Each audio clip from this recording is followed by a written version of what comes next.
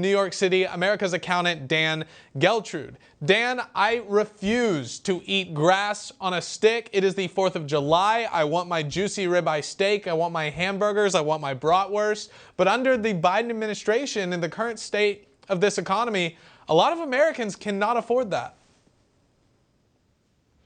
No, they simply can't. Look, when we're looking at the birthday of our country, we want to have a big party. And what are we suffering through? We're suffering through high prices for our beloved barbecues. You know, it's interesting because they talk about inflation being at 8.5% over last year. Well, those prices we're talking about, 50%, 30%, 17%, whatever they are. So Americans are not buying into inflation only being at 8.5%. It's much higher than that. Now, we're talking about our fireworks. Here we go with supply and demand. Certainly, there's a lot of demand for fireworks across the country, simply not enough supply.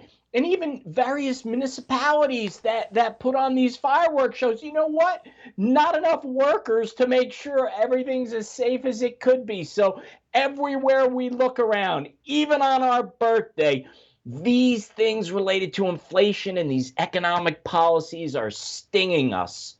Yeah. It's not just 8.5%, because airline tickets, the price to go to the grocery store, we've seen the numbers. Those things are up in the double digits percent, 30, 40, 50%. And I'm seeing here from Fox Business, airlines have already canceled and delayed hundreds of flights on Friday, kicking off the long holiday weekend for the 4th of July. We're seeing more than 7,100 flights delayed and another 535 canceled as of 11 o'clock on Friday. That is just unheard of, Dan, and I feel like a lot of it has to do, again, with the supply chain shortage and with the gas and oil crisis that we're facing.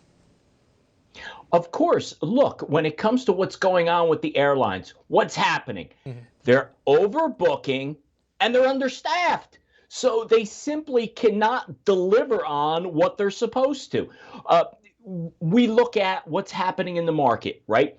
Not enough supply of what? Labor, product. Well, if you don't have enough people to be able to service the airplanes, right, and provide the services you need, well, you know what? That flight ain't taking off. And that's what we're seeing right now. There's simply not enough people to be able to work at the airlines. So again, who's suffering?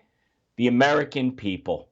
Yeah, this is a very busy travel holiday for a lot of Americans, and a lot of Americans can't even afford to do that. They can't afford to fly. Some of them can't even afford to drive because of the gas prices, which is why I am so glad that President Biden tweeted this out over the weekend. He said, "My message to companies running gas stations and setting prices at the pump is simple.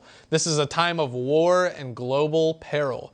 Bring down the price you're charging at the pump to reflect the cost you're paying for the product, and do it now." Do it now, Biden says. Just make gas cheaper, gas companies. Never mind that I shut down the Keystone Pipeline and wiped out American energy, causing this disaster in the first place. Now, you just need to bring the prices down. Problem solved, Dan, except it's probably not that simple, is it?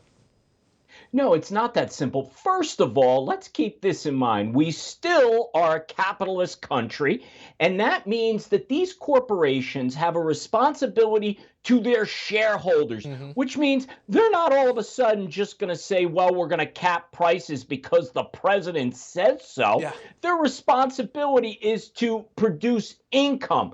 And when they're in a situation where there's not enough supply and there's huge demand, well, the price of everything is going to go up. It's not their responsibility to rescue this administration from having terrible energy policies. If they had the right policies in place, we wouldn't be in this situation. We weren't in this situation a couple years ago. Why are we there now? Bad policy, Addison. That's it, plain and simple.